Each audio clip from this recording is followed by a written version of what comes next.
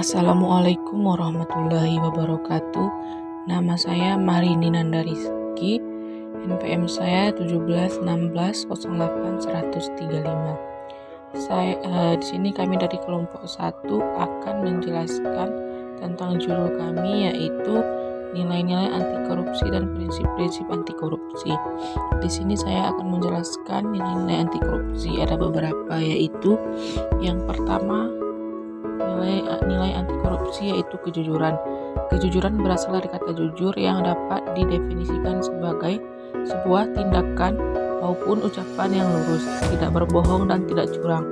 Dalam berbagai buku juga disebutkan bahwa jujur memiliki makna satunya kata perbuatan. Yang kedua yaitu kepedulian. Arti kata peduli adalah pengindahan, memperhatikan, dan menghiraukan. Rasa kepedulian dapat dilakukan terhadap lingkungan sekitar dan berbagai hal yang berkembang di dalamnya. Yang ketiga yaitu kemandirian. Di dalam beberapa buku pembelajaran dikatakan bahwa mandiri berarti dapat berdiri di atas kaki sendiri. Artinya tidak banyak bergantung kepada orang lain dalam berbagai hal. Kemandirian dianggap sebagai suatu hal yang penting yang harus dimiliki seseorang pemimpin. Karena kemandirian seseorang tidak akan mampu memimpin orang lain. Yang keempat yaitu kedisiplinan. Definisi dari kata disiplin ialah ketaatan atau kepatuhan kepada peraturan. Sebaiknya untuk mengatur kehidupan manusia memerlukan hidup yang disiplin. Manfaat dari disiplin ialah seseorang dapat mencapai tujuan dengan waktu yang lebih efisien. Nah, yang kelima yaitu tanggung jawab. Kata tanggung jawab adalah keadaan wajib menanggung segala sesuatu. Seseorang yang memiliki tanggung jawab akan memiliki kecenderungan menyelesaikan tugas dengan lebih baik. Seseorang yang dapat menunaikan tanggung jawabnya sekecil apapun itu dengan baik akan mendapatkan kepercayaan dari orang lain. Nah, selanjutnya akan dijelaskan oleh teman saya. Assalamualaikum warahmatullahi wabarakatuh. Nama saya Mela Firnasari. NPM saya 17160811041. Di sini saya akan melanjutkan penjelasan dari teman saya, yaitu yang selanjutnya atau yang keenam, kerja keras. Kerja keras didasari dengan adanya kemauan. Di dalam kemauan terkandung ketekatan, ketekunan, daya tahan, daya kerja, pendirian, keberanian, ketabahan, keteguhan, dan pantang mundur. Bekerja keras merupakan hal yang penting guna tercapainya hasil yang sesuai dengan target. Selanjutnya yaitu ada kesederhanaan. Gaya hidup merupakan suatu hal yang sangat penting bagi interaksi dengan masyarakat di sekitar. Dengan gaya hidup yang sederhana, manusia dibiasakan untuk tidak hidup boros, tidak sesuai dengan kemampuannya. Selanjutnya yaitu atau yang ke-8 ada keberanian. Keberanian dapat diwujudkan dalam bentuk berani mengatakan dan membela kebenaran, berani mengakui kesalahan, berani bertanggung jawab, dan sebagainya. Keberanian sangat diperlukan untuk mencapai kesuksesan dan keberanian akan semakin matang jika diiringi dengan keyakinan. Selanjutnya atau yang terakhir yaitu keadilan. Berdasarkan arti katanya, adil adalah sama berat, tidak berat sebelah, dan tidak memihak.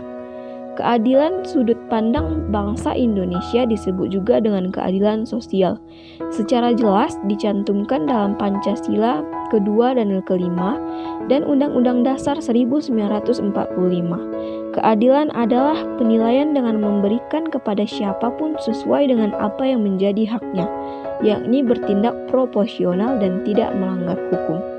Selanjutnya di sini kami juga membahas tentang prinsip-prinsip anti korupsi, di mana prinsip-prinsip anti korupsi ini terbagi menjadi 5. Yang pertama terdapat akuntabilitas, di mana arti dari akuntabilitas adalah kesesuaian antara aturan dan pelaksanaan kerja. Semua lembaga mempertanggungjawabkan kinerjanya sesuai aturan main baik dalam bentuk konvensi maupun konstitusi, baik pada level budaya atau individu dengan individu maupun level lembaga. Selanjutnya akan dijelaskan oleh teman saya. Assalamualaikum warahmatullahi wabarakatuh. Nama saya Nadia Ulfani. NPM saya 171608146. Di sini saya akan menjelaskan tentang prinsip-prinsip anti korupsi di poin yang kedua, yaitu transparansi. Prinsip transparansi karena pemberantasan korupsi dimulai dari transparansi dan mengharuskan semua proses kebijakan dilakukan secara terbuka, sehingga skala bentuk penyimpangan dapat diketahui oleh publik. Transparansi menjadi pintu masuk sekaligus kontrol bagi seluruh proses dinamika struktural kelembagaan. Poin ketiga yaitu kewajaran. Prinsip fairness atau kewajaran ini ditunjukkan untuk mencegah terjadinya manipulasi dalam penganggaran baik dalam bentuk markup maupun ketidakwajaran dalam bentuk lainnya. Yang keempat, kebijakan. Kebijakan ini berperan untuk mengatur tata interaksi agar tidak terjadi penyimpangan yang dapat merugikan negara dan masyarakat. Yang kelima yaitu kontrol kebijakan. Kontrol kebijakan yaitu upaya agar kebijakan yang dibuat betul-betul efektif dan mengeliminasi semua bentuk korupsi. Bentuk kontrol kebijakan berupa partisipasi dan evolusi dan reformasi.